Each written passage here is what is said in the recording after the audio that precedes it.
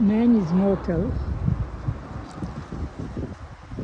and every soul has to taste the touch of death. And they will never be come back to rectify his any wrongdoing in this world.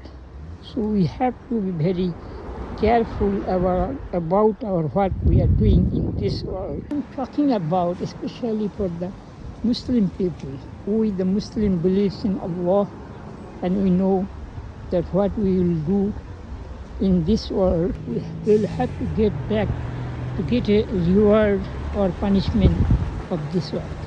We believe in Allah, and we believe the Prophet Hazrat Muhammad Mustafa Sallallahu Alaihi Wasallam,